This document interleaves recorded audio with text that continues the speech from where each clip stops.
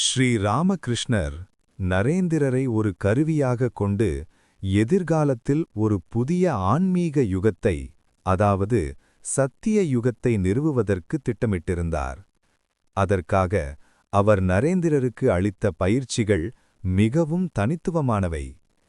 நரேந்திரரின் ஒவ்வொரு செயலையும் சிந்தனையையும் அவர் கூர்ந்து கவனித்து நெறிப்படுத்தினார்.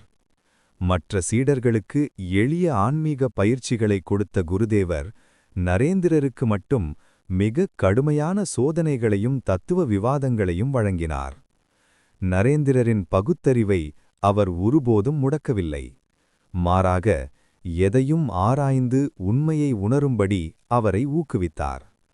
நான் சொல்கிறேன் என்பதற்காக எதையும் ஏற்காதே, நீயாகவே உண்மையை சோதனை செய்து பார் என்று நரேந்திரரிடம் அடிக்கடி கூறுவார்.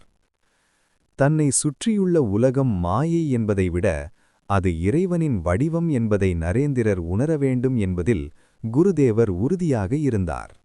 இதற்காக அத்வைத வேதாந்தத்தின் நுணுக்கங்களை அவருக்கு புகட்டினார். நரேந்திரர் தொடக்கத்தில் உருவமற்ற இறைவனை ஏற்பதில் தயக்கம் காட்டியபோது ஸ்ரீ ராமகிருஷ்ணர் தனது தெய்வீக ஆற்றலால் நரேந்திரருக்கு பல அனுபவங்களை வழங்கினார். குறிப்பாக நரேந்திரரின் அகங்காரத்தை முழுமையாக அகற்றி அவரை தூய ஆன்மாவாக மாற்றும் பணியில் குருதேவர் ஈடுபட்டார்.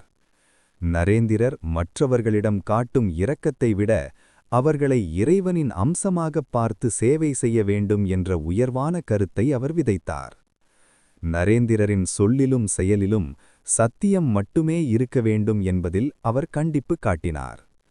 இவ்வாறு ஒரு மாபெரும் தலைவனுக்கு தேவையான துணிச்சல், பொறுமை மற்றும் ஆன்மீக ஆற்றலை நரேந்திரரிடம் வளர்த்தெடுத்தார்.